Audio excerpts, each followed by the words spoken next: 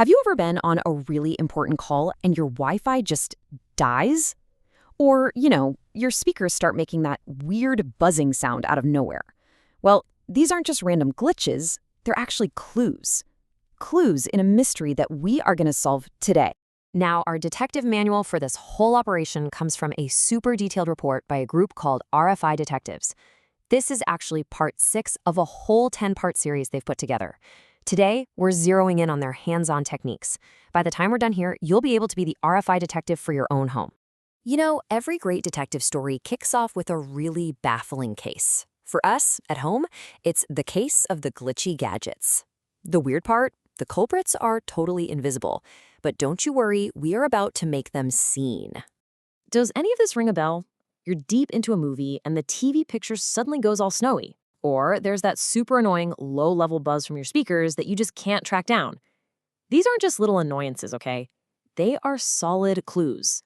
All of these things, from that annoying static on a radio to your internet connection just crawling, they all point to one single invisible troublemaker: radio frequency interference. We just call it RFI. It's basically electronic noise from one gadget messing with another one. And a lot of times it's because of cheap, poorly made electronics, like power adapters that are basically just leaking noise all over the place. So, how in the world do we hunt for something we can't even see? Well, every detective needs a toolkit, right? And what's so cool about this is that your main tool, it's probably something you've already got lying around, and it's surprisingly simple. So, let's gear up. Okay, say hello to your new best friend for this job, a plain old battery-powered AM radio. And I really can't say this enough, the key here is battery-powered AM. If you use one that's plugged into the wall, it's just going to pick up noise from your home's wiring, and that'll send you on a total wild goose chase. Getting your detector ready is so easy. Step 1, make sure it has batteries, not a power cord. Step 2, you want to tune the radio to a spot on the dial where there's no station, just pure static. Usually somewhere down around 600 kilohertz is a good dead spot. And finally, turn that volume up nice and loud so you can easily hear any little changes in that static. That's it. Your detector is now ready for action. All right, our detector is calibrated and ready. The hunt is on. We are going to do a methodical sweep of the scene, your house, to track this invisible interference right back to where it's coming from. Let the investigation begin. We're going to do this just like the pros, in 2 phases. First up is the broad survey. You're going to walk through your house with that radio, just listening. Where does the static get loudest? That's going to narrow it down to a room or at least a specific area. Then you switch to phase 2, the close-up investigation. You'll take that radio and get it right up next to every single electronic device in that area until you find the exact source. So once you've got a prime suspect, it is time for the final test. This is the systematic unplug. In that area where the static is screaming, you're going to start unplugging every single thing but one at a time. After you unplug something, just wait like 15 seconds and listen to your radio. Did the static go away? No? Okay, plug it back in and move on to the next one. And hey, here's a pro tip. Keep a little written log. Trust me, it helps you keep track of what you've tested. And this right here is the golden rule of any good investigation. Once you think you found the culprit, the noise stopped when you unplugged it, you have to plug it back in.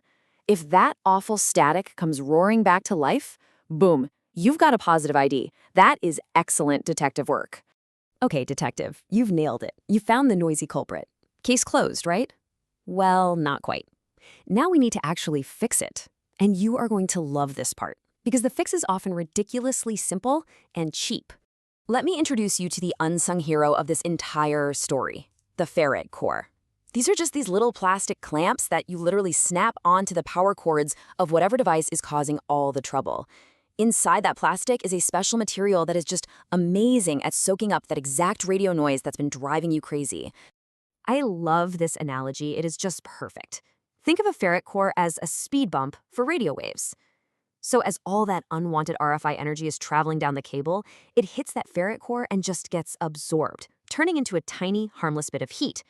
The clean signal you actually want, it just passes right on through. But the noise? It's stopped dead. It's simple, but so effective.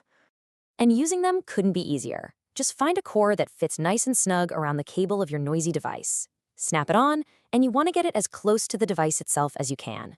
Oh, and here's a little secret for some extra power. If you can, loop the cable through the core a few times before you snap it shut. Every single pass just multiplies the effect. So let's wrap this all up. Here is your official RFI Detective action plan. First, you understand the symptoms. Then, you detect the source. Next, you suppress the interference. And hey, if you've got a really tough case, you escalate it to the professionals. With these 4 steps, you are ready for pretty much any RFI mystery that pops up. And that is it. That's how you become an RFI detective.